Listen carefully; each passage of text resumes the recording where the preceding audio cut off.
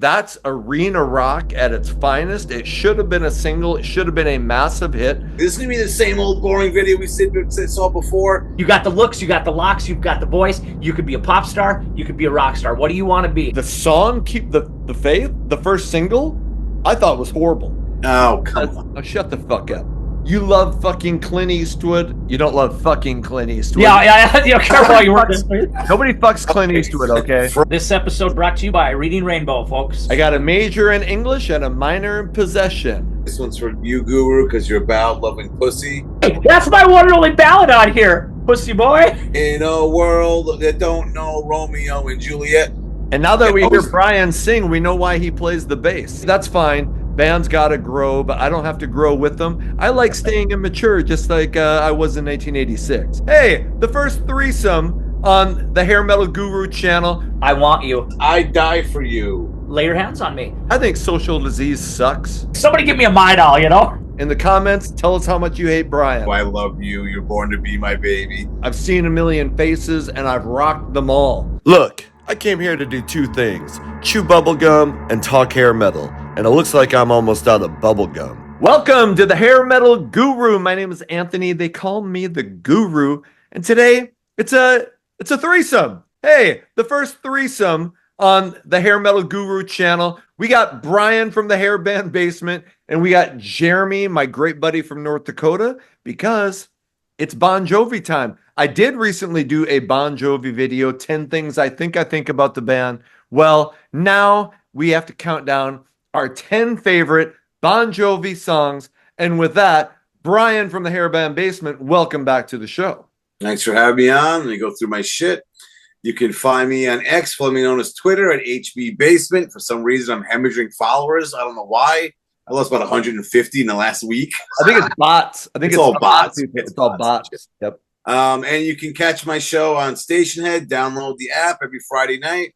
You can catch the rarest of bands, the deepest of tracks, and the little-known songs from the biggest named artists before, during, and after the decade of decadence. So you won't hear Pour Some Sugar on Me. Or Here I Go Again. There you go. All right. Check him out at HB Basement. Check me out at Hair Metal Guru. Jeremy, my teacher buddy from North Dakota, welcome back to the show. Thanks for having me. I always love being on with you guys. Super excited to do this bad boy. And we were just talking about his very cool Twisted Sister shirt. Nobody's complimented me on my Bon Jovi Slippery When Wet sweatshirt. Yeah, I went with VH. Sorry. Nice Van Halen. Right on. I'm close. So, 10 songs from Bon Jovi, and I've argued that Def Leppard was probably the number one band of the 80s just for having 2 albums that went diamond, selling over 10 million copies. Bon Jovi has to be in the top 2 or 3. Slippery sold 10 million. New Jersey, about 7 or 8. So we are talking about one of the biggest bands of the hair metal genre. So they deserve their own video. So we're going through our top 10 songs. Wait, how much did you say Slippery sold? Over 10. I mean, I think it's like 15. Yeah. It probably is. Is. So something over 10. I know New Jersey didn't reach diamond, but that was up there around 7 or 8 million copies. So I don't know about you guys, but I am not into what Bon Jovi has done over the last whatever years. So my list probably stops at Keep the Faith. I go one deeper there, bro. Or 2 deeper, actually. Yep. What's the one after that? Well, these days I have nothing from, which my wife is pissed off about, but no, I'm not doing these days. These days, and then, you had the big hit with It's My Life.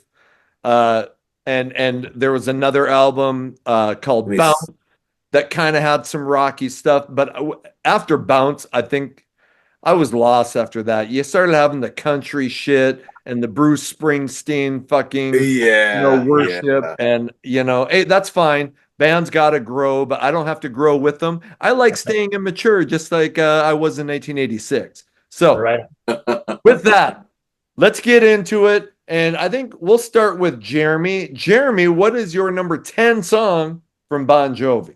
All right. Well, as you guys know, tough band to whittle down 10. I love doing it, though. I love having to really dig deep and break these songs down. I tried to really kind of start at the beginning and kind of represent everything, like you said, there from the beginning all the way up through Bounce, with the exception of these days. So I'm just going to start back in '84. You had the first single, which was kind of John's opportunity to go down a path. He could either go down one way and be a pop star, or he could go another way and be a rock star. And that's literally what his agent told him. They're like, you're pretty enough. You got the looks, you got the locks, you've got the voice. You could be a pop star, you could be a rock star. What do you want to be? He stuck with Runaway. He put it out. None of the musicians that are in Bon Jovi were actually on that actual piece. But that single came out. It had the video.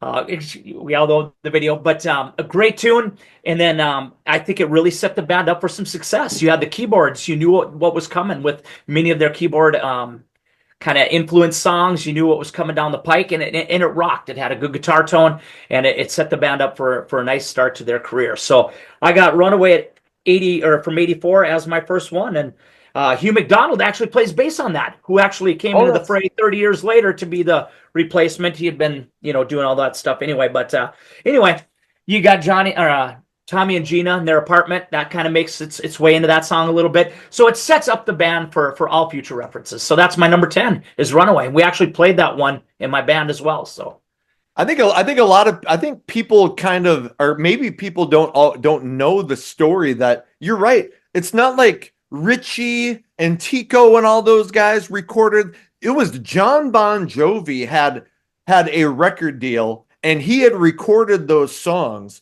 And when he got the deal, they're like, fuck, you better get a band together so we can shoot this video. And then, so then Richie comes in. But yeah, it was just a John Bon Jovi solo deal. So people think, oh yeah, these 5 buddies got together and they started this band. That's not quite the story. So, right. Bryan, what's your number 10? Well, Jeremy stole my thunder. My number 10 is Runaway. You said a lot of the stuff I was going to say. It's a young John Bon Jovi, hungry to make it big. I think the song should have been bigger. I'm surprised it wasn't more of a hit. But it's a driving song, like you said. It's got that driving bass line with the keyboards. But I'll admit, I'm not a huge fan of those first 2 albums. Yep. I don't think they're bad, but they're almost like the preliminary stage what Bon Jovi was going to become. A little more on the heavier side, and that's kind of what a lot of people were doing in '84 and '85. But by '86 with Slippery, they kind of really toned up what their arena rock sound was going to be like. But this, like you said, it could either be rock stars or pop stars. I mean, Runaway was a song, like I said, should have been bigger.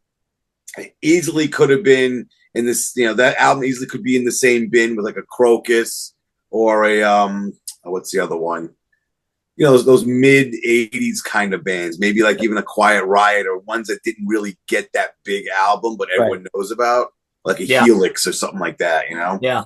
I think Runaway was so key because that was a legitimate hit. If they didn't have that, you don't know if a band continues on. You don't know if Slippery ever gets its chance to be written if they don't get some sort of success on that first record. I mean, the history is filled with bands who put out an album, it didn't do shit, and they called it a day. I said, all right, I can, John fucking could have gone and modeled or whatever, but they get that hit. 7800 doesn't have a hit, but they're still like, hey, this potential is out there. So I think, and I'll be honest, Runaway was gonna be my number 10. I was like, fuck, I gotta pull it out. So Runaway is my first honorable mention. And my number 10. You had to pull a Ryan and fuck up the sweep. Runaway is maybe the most important song in the Bon Jovi discography, because I don't know if Bon Jovi happens without that song. I just have one quick little liner note here, guys, real quick. When we played that live, our lead singer, he was more of a showman than he was a performer, right? So there he is on the keys, and he's got his Mountain Dew. Yeah, not a beer. He's drinking his Mountain Dew and his Reese's cups, real good for the vocal cords, right? But there he'd be, and he'd be playing his Runaway. And I swear to God, it would start off great, dun, dun, dun, dun, dun, dun, dun, dun. As soon as the drums, guitar, and bass came in, the wheels fell off that son of a bitch, and he was all over that keyboard. It sounded like we were playing Once Bitten, Twice Shy or Elton John, I swear to God. Yeah. But anyway, Is it? Are you Everyone in talking the about crowd with loved it abrasion? because he didn't give a shit. He just wanted to play his song, you know? Right. Yeah. Right. Okay. Oh. Eating Reese's peanut butter cups, huh? Yeah, you know, real good for the vocal cords. Oh wow. Ugh. Okay, I'm gonna pull a Ryan, and I have a 10A. Oh come on, Oh, shut the fuck up. Christ Okay, Almighty. because NA is Love Bites. and no, and this will be shit. Okay, I was gonna say fuck. I don't know if I have any ballads on. This is kind of a ballad, and here's why it's 10A because it's John Bon Jovi solo, and it's Blaze of Glory, and I love that. Oh. I love that song. What are you guys sticking out your? You sticking out your tongue? Fucking. We did it. We did. It's not out yet, but we did a show about songs we didn't like. That was on my list. I hate that fucking. Oh, song. that's stupid. It's I love that funny as song. shit. You're from Jersey. Knock the cowboy shit off. I love shit on my 10 things I think. I love that Wild West shit. Bon Jovi did it better than anybody. There were other bands that kind of attempted it, but Blaze of Glory, that opening, and I loved the movie Young Guns. You guys gotta I love didn't like that movie either. I Oh like my god. corny as fuck. Just It's corny shit. how do I get him out of this video? Yeah, right. Hey, go ahead. Go Reboot. for it. Go for it. I get to go better. Anyway, I love this opening line. And when you know the song, I wake up in the morning and I raise my weary head. I got an old coat for a pillow, and the earth was last night's bed. I don't know where I'm going, only God knows where I've been. I'm a devil on the run, a six-gun lover, a candle in the wind. Oh, those are great fucking Great lyrics. lyrics. I agree. I agree. And yeah, it fits in with the movie. So that's my 10A. I don't want to take up all the time.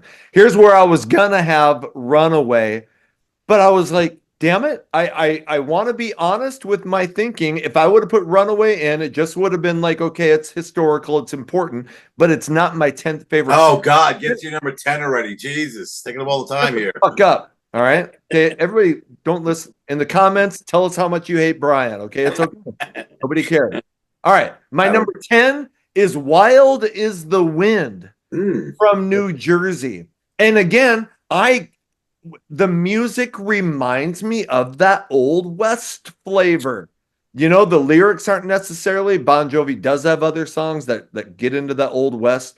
It's kind of ballad-esque, but the acoustic intro in the beginning, you know, just reminds me of a Western movie. The lyrics, you know, are great. And I love that New Jersey album. And Wild is the Wind is one of my favorite songs on it. That's my number 10. Nice. I had a feeling you were going to say that one. Yeah. So Good. You mentioned that one before. Okay.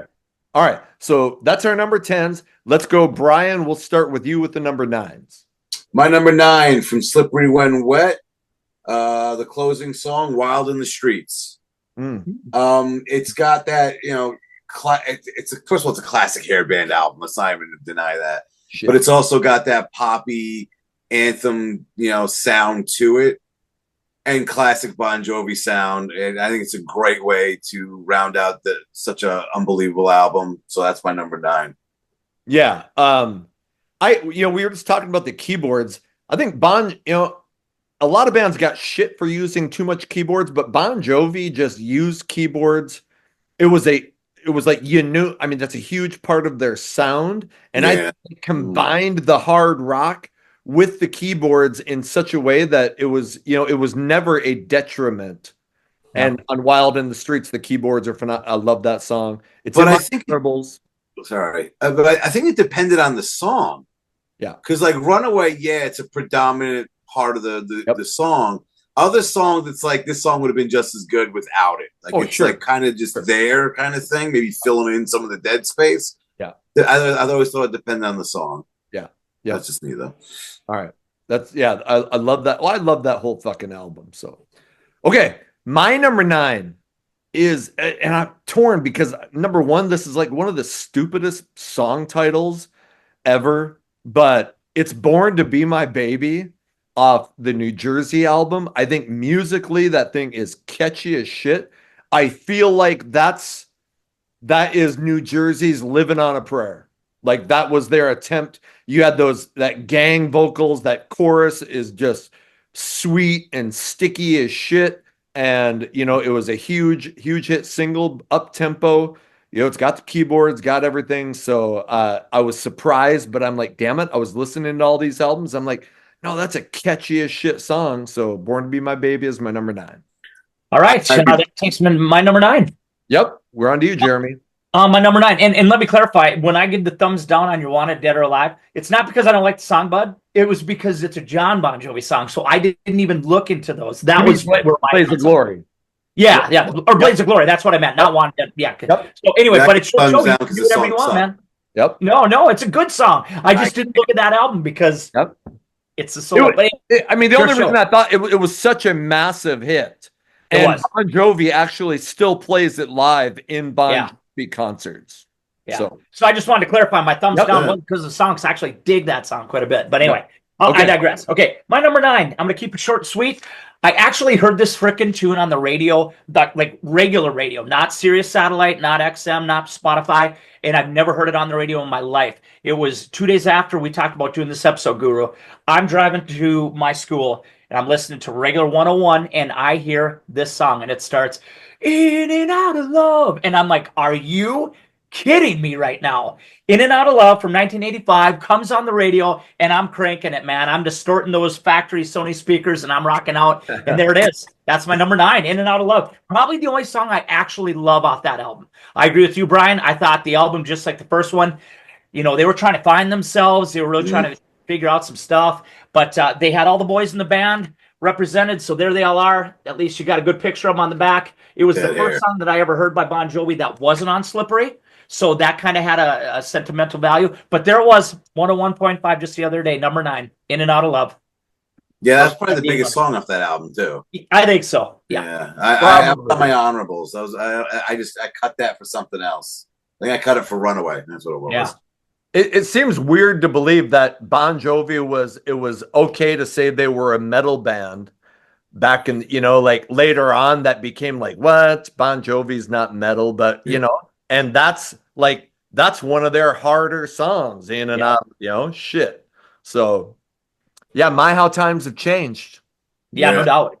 Yeah. Okay. Then your daddy's who? It's like, come on, what are you doing? Yeah. Knock it off. Like, all right. That's right. Yeah. All right. On to our number 8s, and I will start this one off. And my number 8 is back from Slippery. My list is dominated by Slippery and Bon Jovi, the 2 biggest selling albums. I fucking love those albums. Wait, Bon Jovi or New Jersey? Shit, Slippery When Wet in New Jersey. What did I say? Yeah, Slippery When Wet in New Jersey. That's my list is dominated by that. But speaking of Bon Jovi doing metal, on the Slippery When Wet album, man, they actually had some fucking outrageous riffs on a song called Raise Your Hands. And if you remember that opening guitar riff, I mean, you're like, fuck, is this Rat? Is it fucking Dawkins? Yeah. And that, I mean, to me, that song should have been just like Living. That should be a song that is played in sports arenas nationwide. You know, Raise Your Hands, you know, I mean, like, I don't know how that, and it wasn't a single, you know, and obviously that album didn't need any help, but I just feel like that's arena rock at its finest. It should have been a single. It should have been a massive hit. And that should have been like, hey, yes, Bon Jovi is a pop rock band, but for a period, you know, they did metal almost as well as a lot of the metal bands. So Your Hands, my number 8. Nice. I'll be bringing that up later on my list. So I'm gonna say. Okay, Jeremy, what's your number 8? Yeah, my number 8 actually is going to be a curveball. I guarantee none of you have. I shouldn't guarantee. I'm pretty sure neither one of you have this on your list.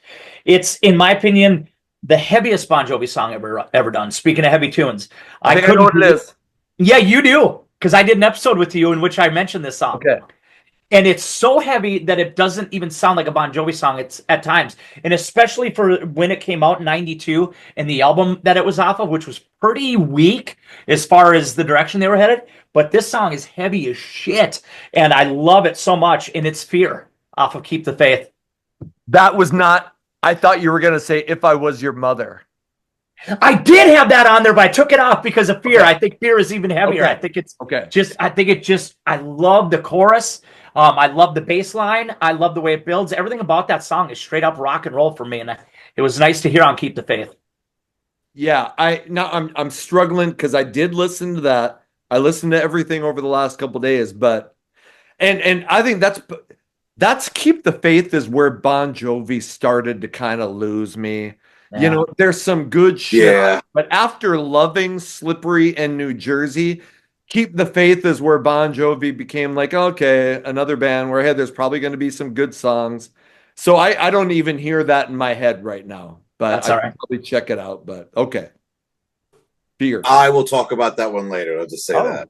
Shit. All right. Killer. Was that shit? And now, okay, that was your number 8, and now we need Brian's number 8, correct? Yes, my number 8. This one's for you, Guru, because you're about loving pussy. It's gotta be on the list. Wanted, Dead or Alive. It's just a classic ballad. There's just no way around it.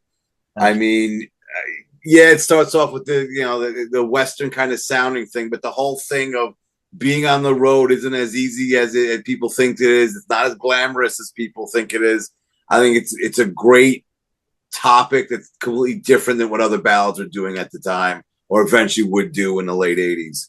I think the only flaw of that song was when they rhymed back with the word back. I got a loaded 6-string across my back. I play for keeps because I may not make it back. And it's like, what are you guys doing? That's terrible writing. You could have done anything else. Other than that, it's a great song. Richie Sambora belting out the backgrounds on that thing.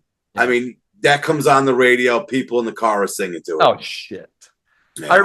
I remember being a teenager, and me and my, when we're like 14, 15, and in North Dakota, you could get your license at that time. So we're out, probably driving for the first, and driving up Main Street in fucking Little Leonard, North Dakota, blasting that song and hoping the girls were like, ooh, those guys like Bon Jovi. Ooh, those guys are we're pretending we're all cool as shit. Yeah, and you gotta love the line. I've been many places. I've been standing tall. I've seen a million faces and I rocked them all. Oh, and in the video, you see John Bon Jovi in front of the crowd, and the lights come on. A huge wave of people just checking out Bon Jovi. It's such an epic video. I love it. It's a classic. Video. I had to have it on the list. Yes, absolutely. And I'll be getting to that later, obviously. Me as well. Okay. Number 7. I'm fucking up about where I started, but let's go back to Jeremy. Go Jeremy, Brian, myself. Jeremy, what's your number 7? All right. So I covered Keep the Faith, and then I'm moving on. This is kind of another curveball. No, it's not. I'm sticking with this album. Actually, I have 2, and I never thought I'd have 2 from this album, guys, because when it came out, I wasn't that big a fan, but I freaking love the ballad off of this album. I love everything about it, the way it's constructed, the way the chorus is, and it's I Want You. That ballad is one of my favorites from Bon Jovi right there. What? Hey, man. Hey, that's my one and only ballad on here, pussy boy. It's not. Sit back and enjoy this. I don't even remember that. I could have swore you were gonna say, isn't Bed of Roses on that? Yeah, it's a great song too. I have Bed of Roses and I'll Be There For You as honorable mentions, and Always is on there too. But I was just shocked because I just sat here going, okay, here we go, Bed of Roses, and all of a sudden you're like, I Want You, and I'm like, what the fuck is that song? I love it, man. I really do not know this album. Holy shit! It speaks to me. It speaks to me. Yeah, it just does. Sure, it does. All right. Yeah. Let's see your hands. Where are they at? What are they doing right now? I got one right here. Hey, okay. Okay, I Want You is a ballad. Fuck, I thought I just listened to this album. I'm like, what the shit? Okay. Please give it another try, man. Seriously. I will. Yeah. Okay. Brian, what's your number 7? My number 7, this one should have been on Slippery When Wet. John Bon Jovi himself even agrees with me. Edge of a Broken Heart. I don't know how that song was not on the album. Yeah, it's such a great tune. Supposedly he actually or the band went out and tested all these songs with teenagers, and the order of the album is actually which songs are more popular amongst all the teens they played this for. I don't know how this didn't make the list, and Social Disease did. I don't understand it. And it, for those of you who don't know, Edge of a Broken Heart came out later on a box set called 100 Million Bon Jovi Fans Can't Be Wrong. Well, actually, it was on the Disorderly soundtrack in '87. Oh, okay. I didn't know. Yeah, it was out there, but it should have been on Slippery When Wet. Yeah, and you're like, so what the fuck? Yeah, and John came out later, and said, that it probably should have been on the Slippery album because that song fucking rules. Okay. I don't know it, guys. I'm excited to check that out. Oh, dude. Okay. It's as good as the greatest shit on Slippery When Wet. It would fit in perfectly with it. It's that 86 nice Bon Jovi sound. Yeah. Yep. Okay, my number 7. Okay, my one song from the Keep the Faith album, which, geez, I feel like I'm shitting all over it, but man, I worshipped New Jersey, and then when Keep the Faith came on, I was like, and maybe one of you guys, I'm getting off track now, but the song Keep the Faith, the first single, I thought was horrible. Absolutely. This song is shit. Yep. The song that I think should have been the first single is my number 7, and it's called I Believe. And I Believe has some of the most rocking intro guitar riff that I'm like, this is where I wanted Bon Jovi to go. And they went there, but just for a little bit. I'm like, where's the solid hard rock, straight ahead hard rock that we got to know and love on the first few albums?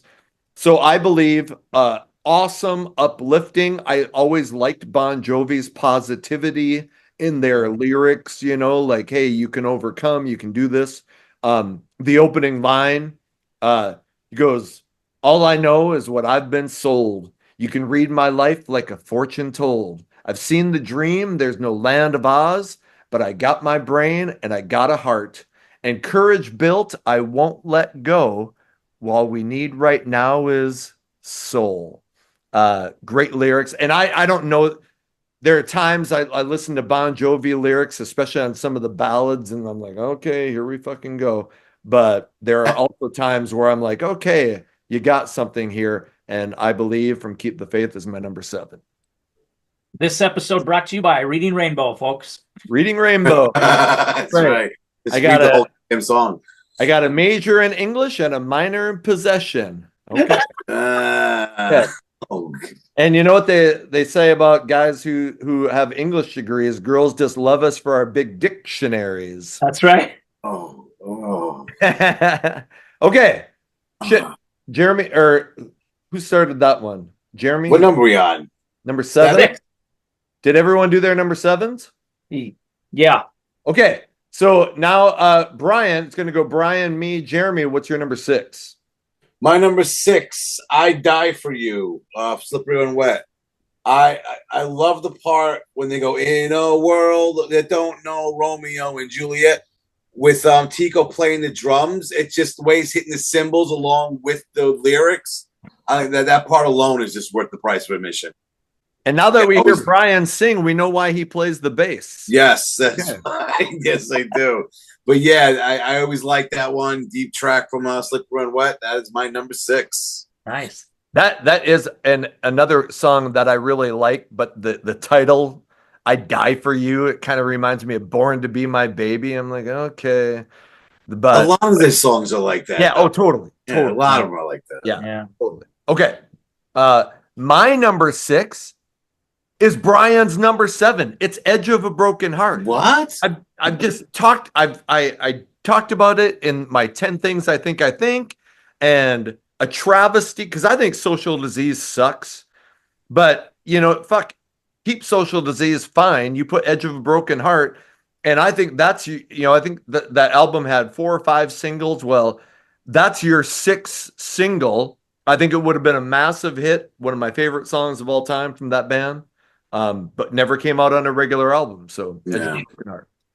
All right. And yeah, Jeremy, listen to that shit when we get done with I'm going to. Yeah, no doubt. Okay, Jeremy, what's your number 6? All right.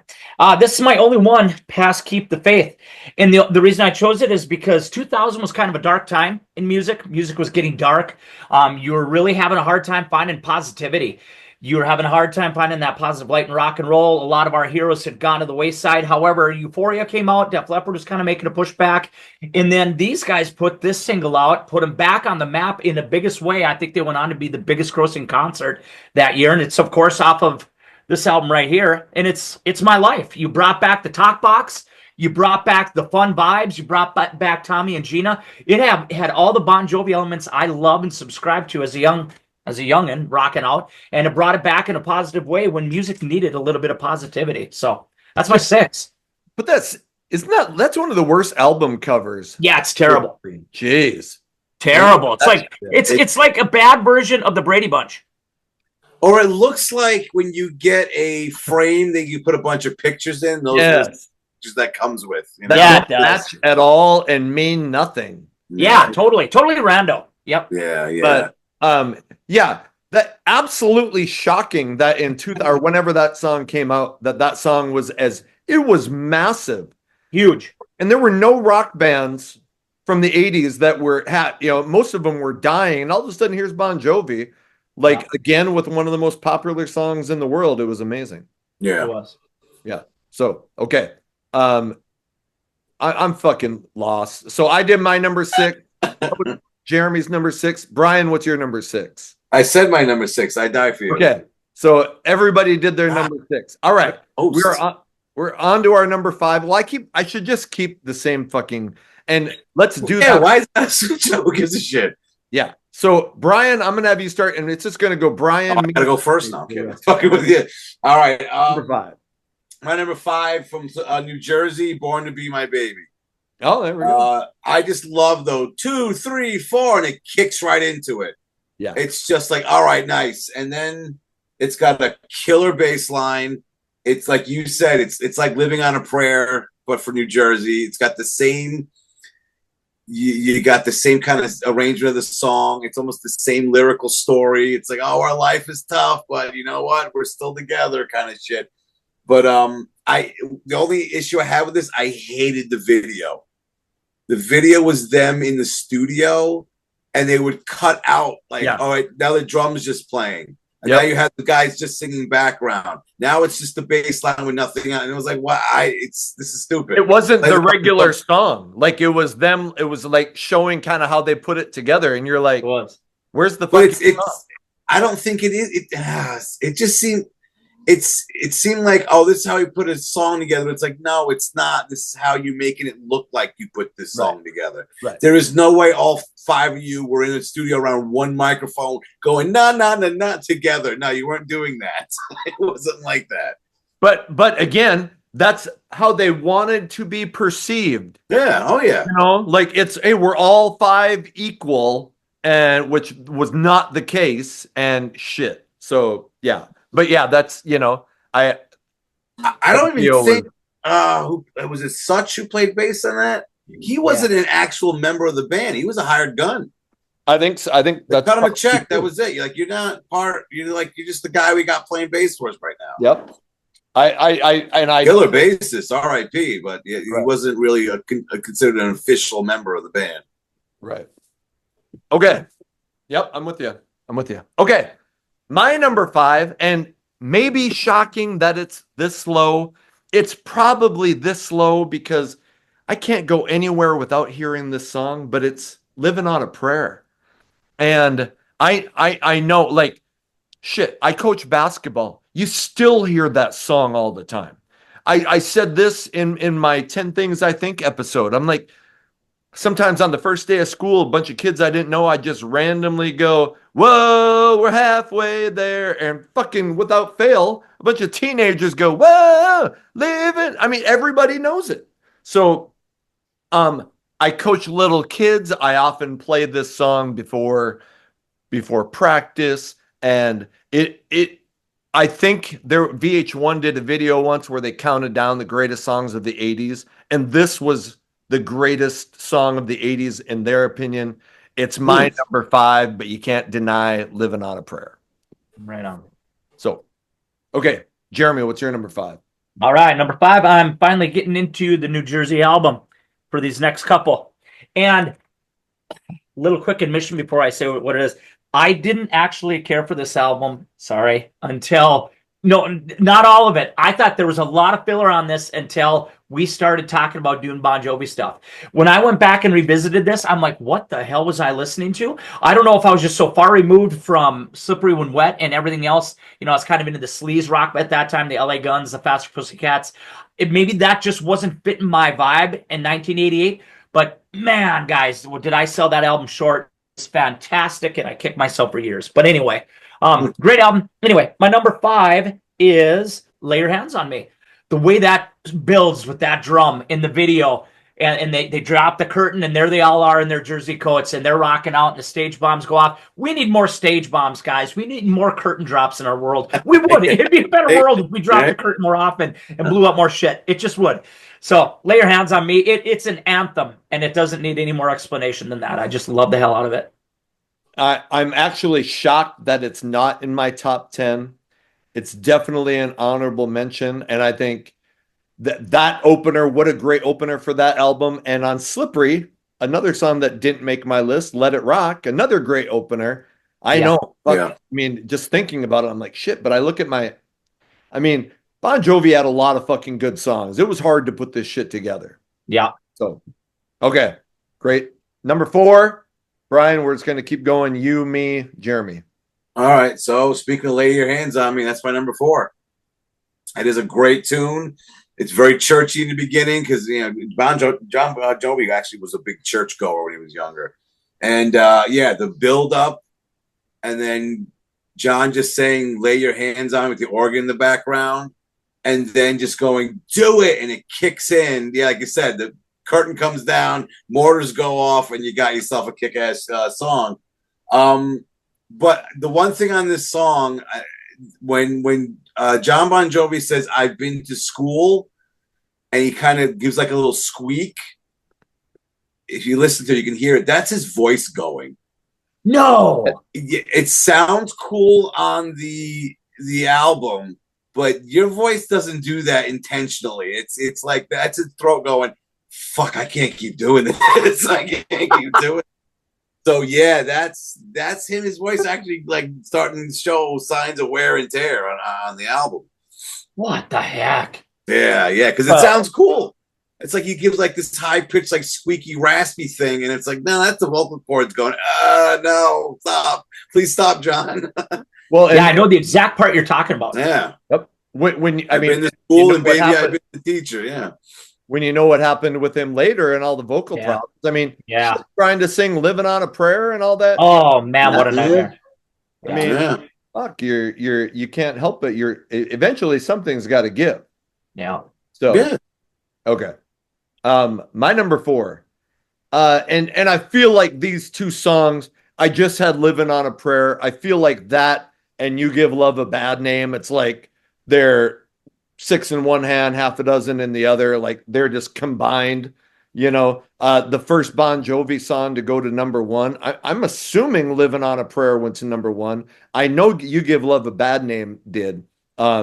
But one of the most iconic openings of a song in music history, I think, when, you just hear that gang, shot through the heart and you're to blame, darling, you give love a bad name. And then the song kicks in. Yeah. And everybody, I even remember this is years ago. My son's 18 now, just turned 18 on November 24th. But he's like probably 8 and he's listening to music on my computer. And that song is playing, and he turns to me and he goes, Dad, I know it's called "You Give Love a Bad Name," but it's always going to be shot through the heart to me. And I'm like, nice. Oh, that was so funny. So that's great. "You Give Love a Bad Name." It's my number 4. Cool. That made my honorables. Wow. Didn't make it. Okay. It's a good tune, but that made my honorables. I love it. I love where you're going to go with this then. It's good. All right. Okay, Jeremy, what's your number 4? All right, number 4 is also off that album and the first single. I remember sitting in my buddy's basement requesting it on Top 9 at 9 on K Hit 97 and waiting and waiting and waiting for the sucker to play. And finally, they dropped the new song from New Jersey. And of course, it's Bad Medicine. Went on to just be a huge single, set that album up for a huge success, and ended up playing it 30 years later in another one of my bands. And it was so proud to be able to play that song. I'll be honest. That was kind of a pinnacle in my musical career, was being able to play Bad Medicine for whatever reason. Just it was very cool. And obviously the crowd dug it and sang along with every song. So love it. Always will. It's just a killer tune with cool lyrics. So that's my number 4. Yeah, and I mean that was a massive, and I do love that song, but maybe it hasn't aged as well for me because now it's in my honorable mentions. But when that album came out, shit, I was fully on board with Bad Medicine. So yeah. Right. Well, I think the thing was so huge because it was like this is the first song following after Slippery and Wet off the new album. Everyone's running out to buy that. It's like I never got New Jersey when it came out. I think in the 80s, the only album by them I bought was Slippery When Wet. And then the cassette got eaten up by the player, and I never replaced it. Like, it was just like, all right, it's gone. I don't have the money to replace it. But yeah, there is a lot of good songs on New Jersey. But yeah, that one was like, hey, look, we're back. And everyone was like, oh shit, we got to get the new Bon Jovi. Yeah. Yep. And Sam Kinison was in the video. Yes. Remember, and he's standing up front, or he's like, are we going to just let him make one of those regular videos? And let's make our own video. But then when you get in there, it's just a bunch of hot chicks and shit anyway. Well, that was the thing. Yeah, exactly. Because they were like waiting online, and Sam Kinn's doing this thing. This is going to be the same old boring video we saw before. And the guy's like, yes, it is. Goes, no, we're going to make our own. And what did they do? Make the same old boring video that they've done before. There was no difference, except girls were holding cameras now. It's like, this is the same thing. But I will say I loved Bon Jovi videos in the 80s. I mean, Living on a Prayer, You Give Love a Bad Name. Remember they were experimenting with like flying them out into the middle of the audience. Wanted Dead or Alive. They were doing, man, the road isn't all that you think it's cracked up to be. I mean, I thought Bon Jovi used the video platform as well as anybody in the 80s. You bet. Yeah, with John Bon Jovi as your vocalist, you damn well gonna put him on the screen. Dang right. Yeah. I mean, that's a good-looking dude. Fuck. Mm. Yeah. All right. My sister-in-law sleeps with a Bon Jovi pillow to this day. So. Really? Yeah, she really does.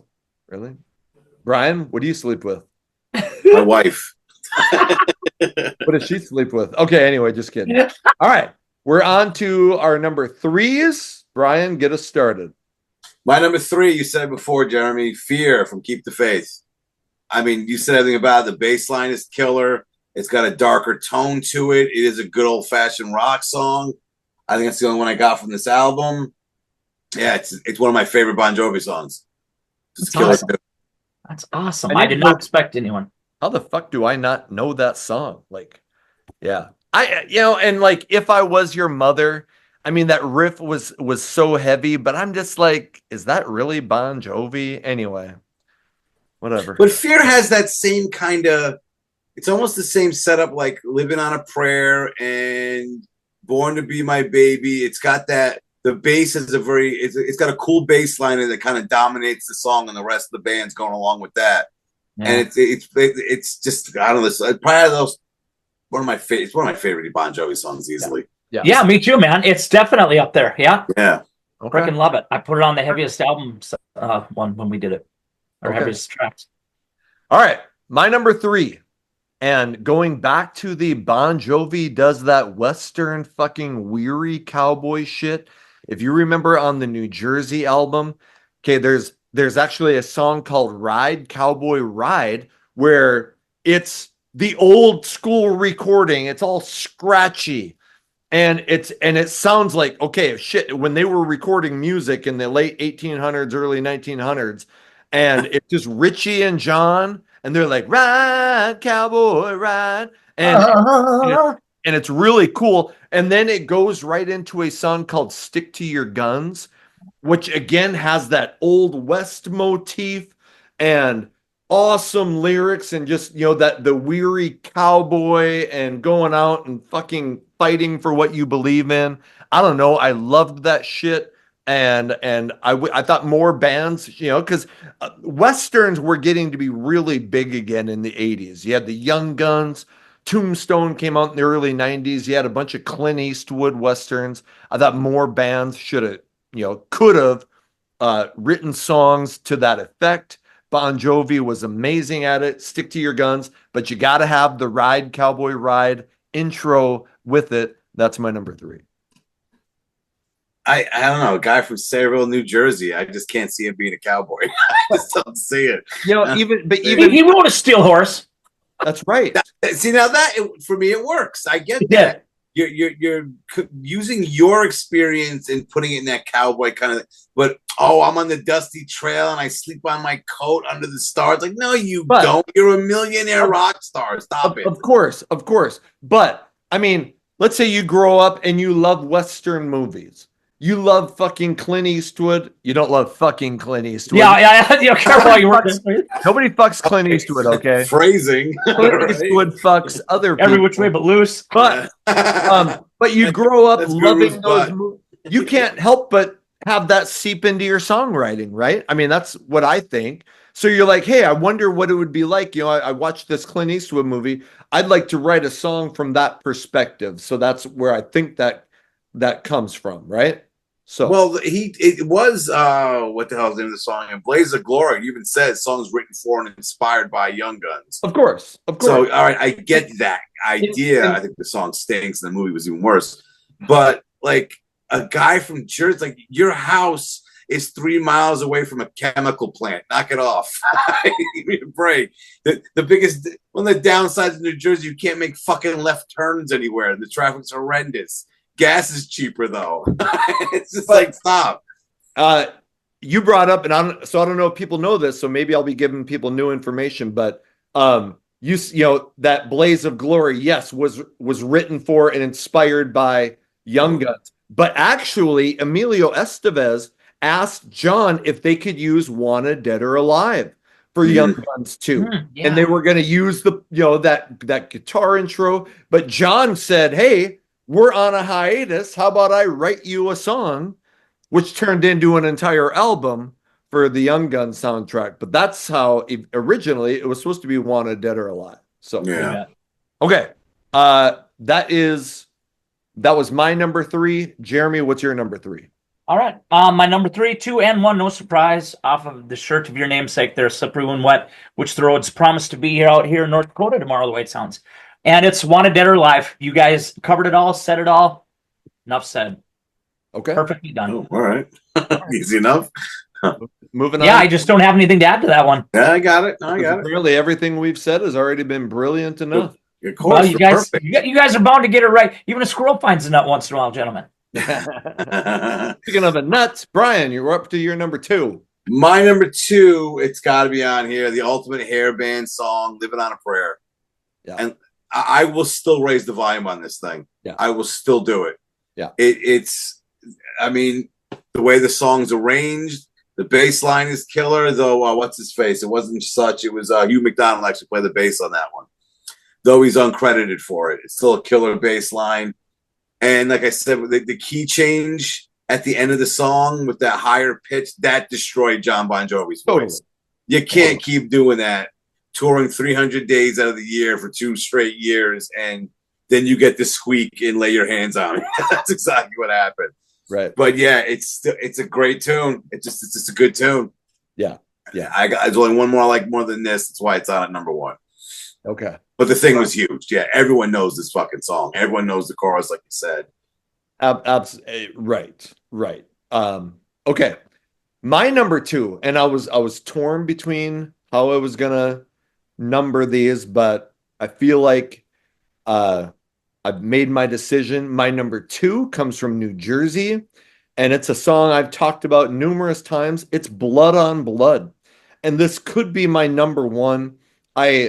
This is a song that you listen to and it brings you back to those, your teenage years, your best friends. You swore you were going to be best friends forever. Musically, it's unbelievable. Richie Sambora's riffs, and I don't know, what it's called, but when you run your pickup, the freaking string, and it makes that, I don't know, it gives me goosebumps. The lyrics, so I'm just going to give you a part. This will be my last lyrics. Well, I can still remember when I was just a kid, when friends were friends forever, and what you said was what you did. Well, it was me and Danny and Bobby. We cut each other's hands. We held tight to a promise only brothers understand. And I mean, the friends that I grew up with, I mean, that immediately brings me back to those guys. Yeah. And then I'll just give you one more at the end, because he's like, okay, you swore this is how it's going to be, but later on, life gets in the way. Everybody goes their separate ways.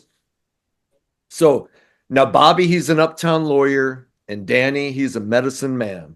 Well, me, I'm just the singer in a long-haired rock and roll band.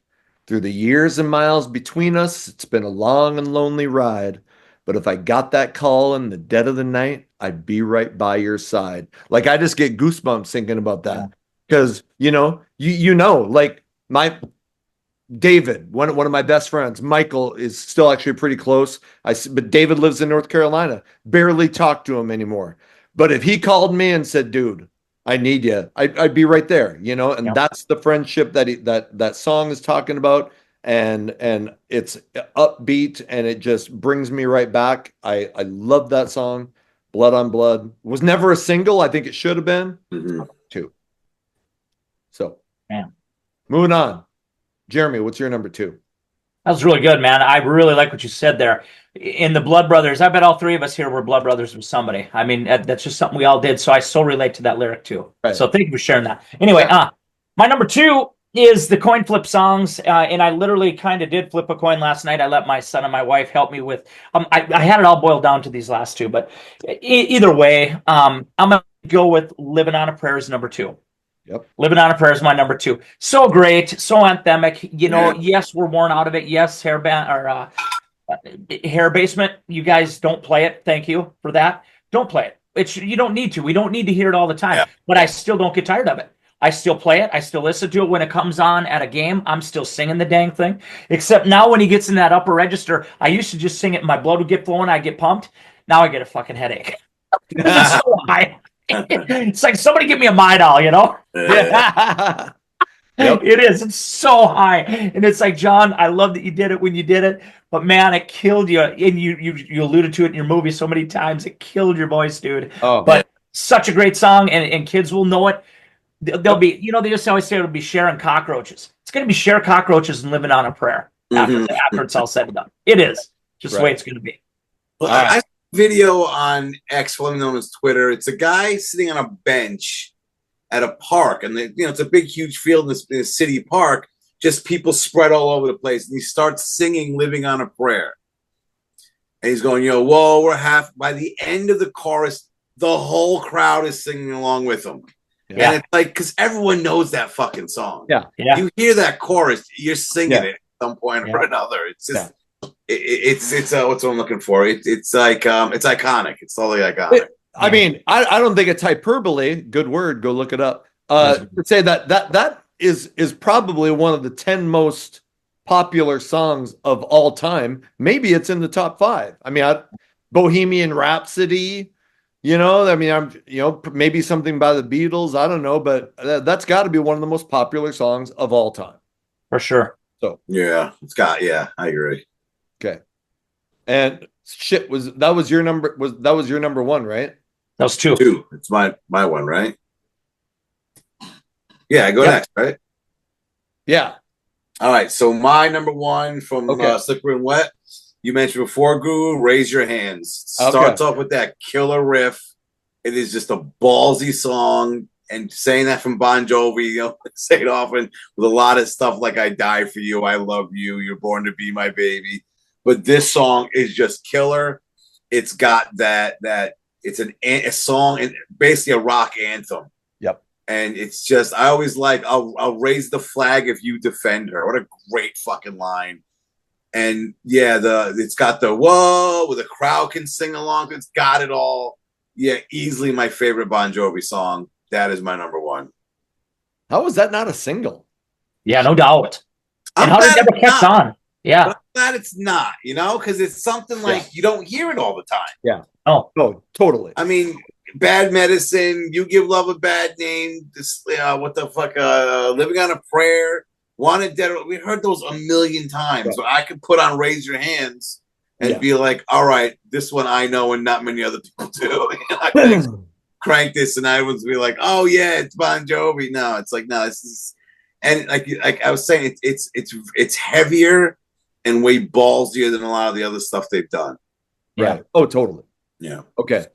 Jeremy, I'm going to have you do your number one and then I'll finish us off. What do you got, Jeremy? All right. Sounds good. So here's where I have You Give Love a Bad Name. And again, it's one of the heavier Bon Jovi tunes. I wanted to be all cool and come up with something really awesome for number one that no one did. But let's be honest, if I didn't have this on my list, I'd be a remiss to even be on this channel. So I put it at number one. It starts out with the great gang vocals. It's one of the heavier tracks. Richie gets to shred a little bit. Everybody in the world knows it. Everybody in the world sings it. And this album just has such a special place in all of our hearts. And this song is right there with it. So okay. My number one, it's Wanted Dead or Alive. And I really think that is the defining song, the defining road song. You go through the highs and lows. I've seen a million faces and I've rocked them all, but not